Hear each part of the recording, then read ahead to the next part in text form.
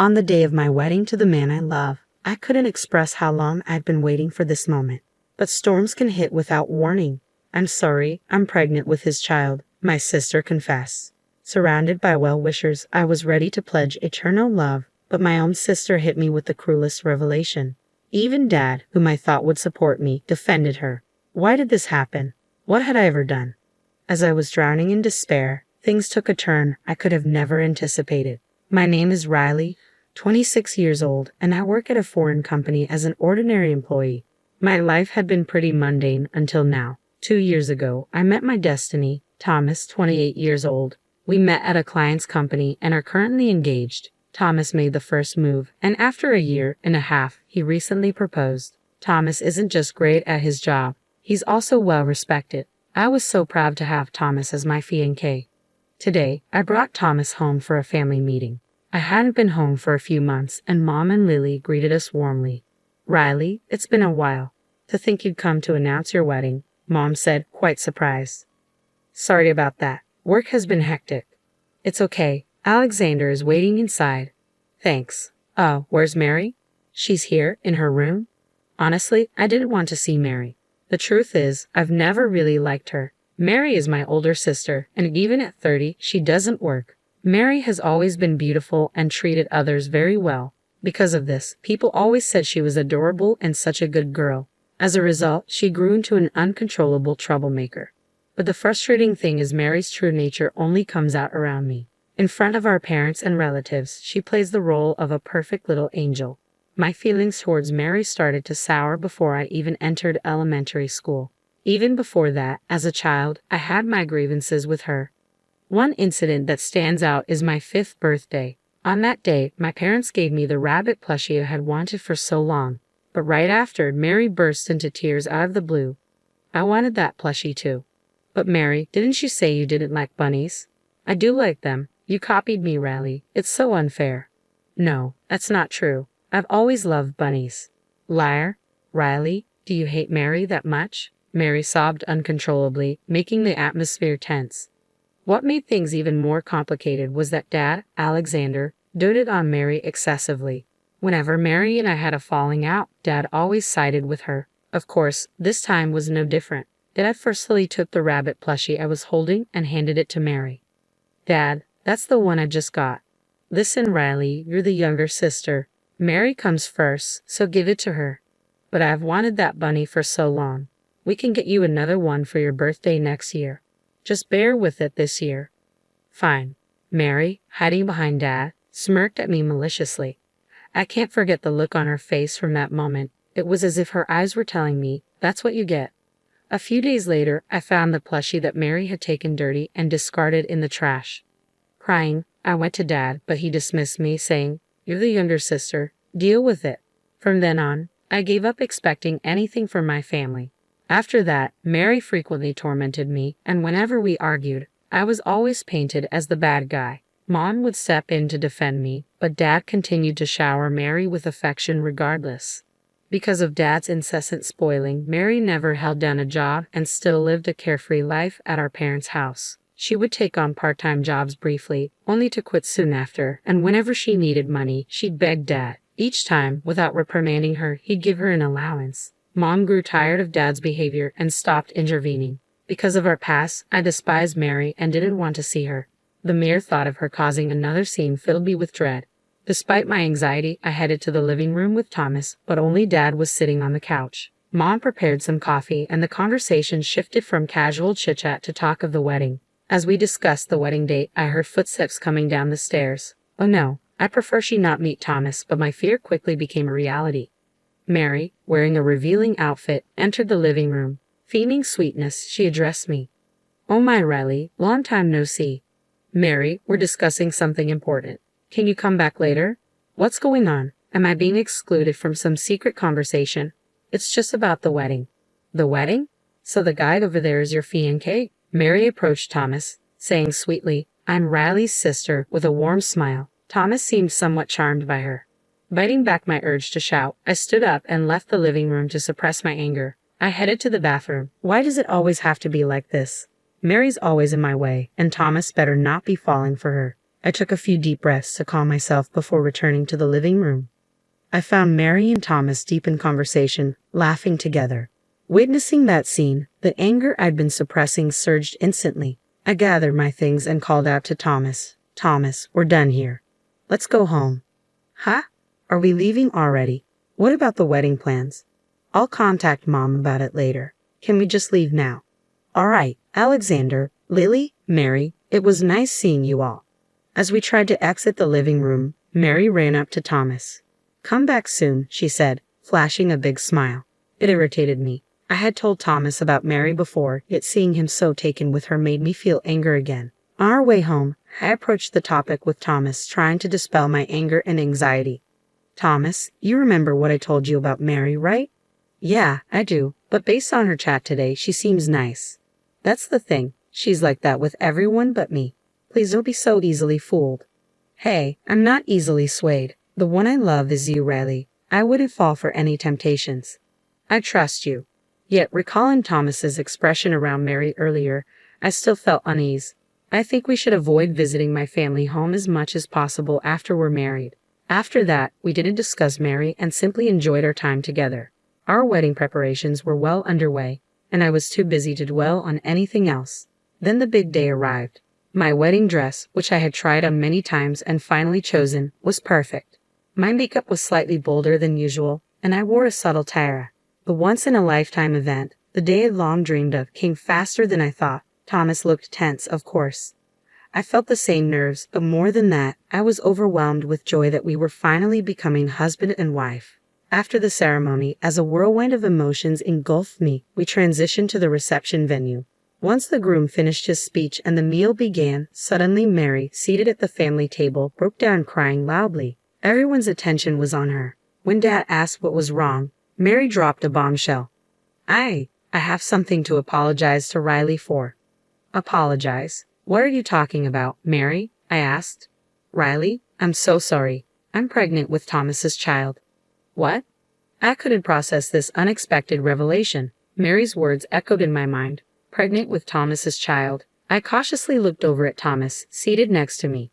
His face was pale, and he was sweating, looking down. In that moment, it hit me. What Mary was saying was true. Suddenly, my vision blurred, and I couldn't control my body. Then everything went black.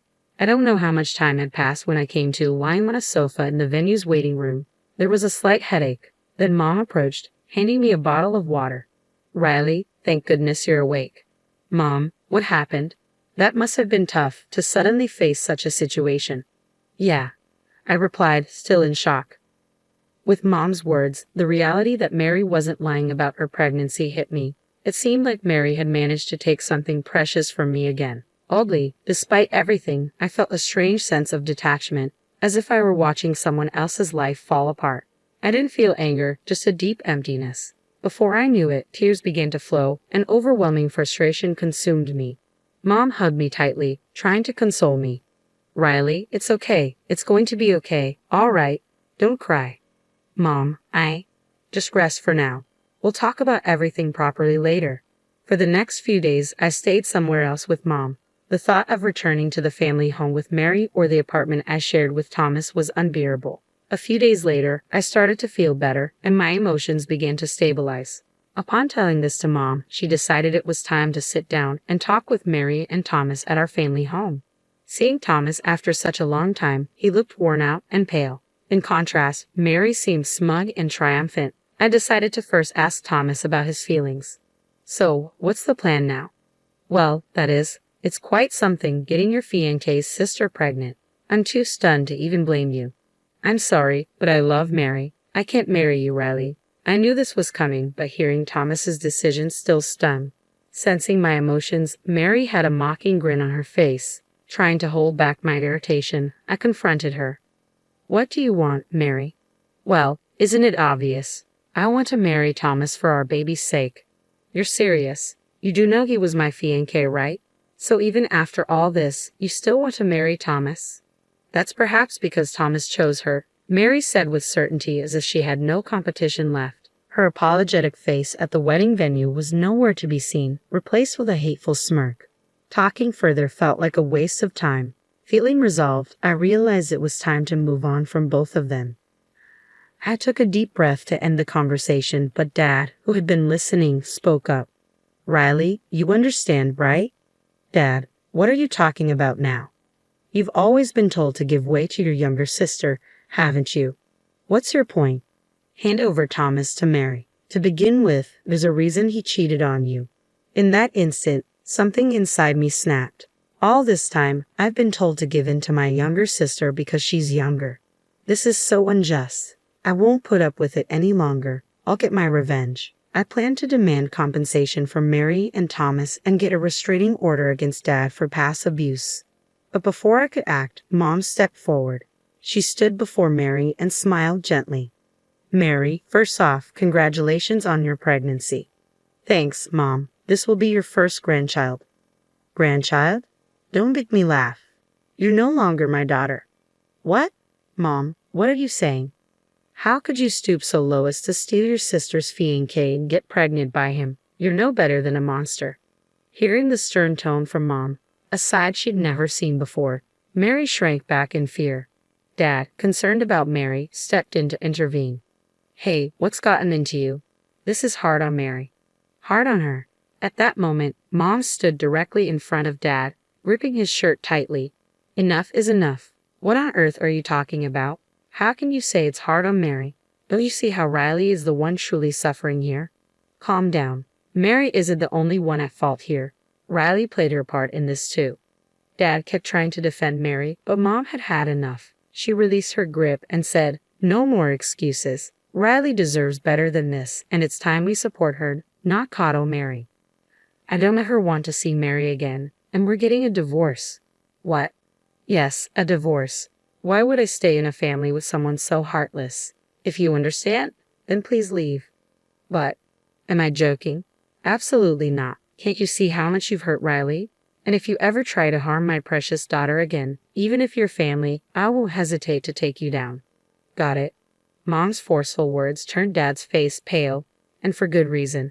If he were kicked out, he'd have nowhere to go because the house, passed down from Mom's grandparents, was in her name. Dad had married into the family of wealthy landowners, but after the grandparents passed, he became more dominant, disregarding Mom's opinions. He always said, I am the one supporting this family, probably getting too arrogant after their passing and completely forgetting one crucial detail. The house was inherited from the grandparents and was under Mom's name.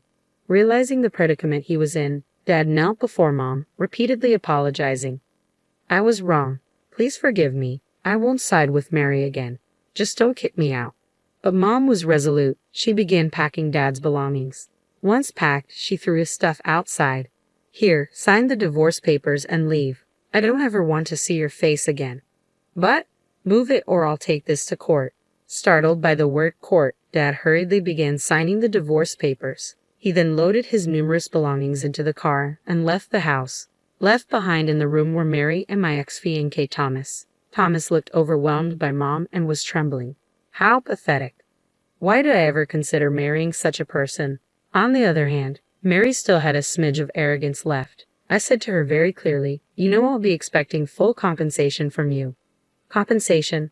We're sisters. Excuse me, think that matters now? You stole my fiancé, that's a fact.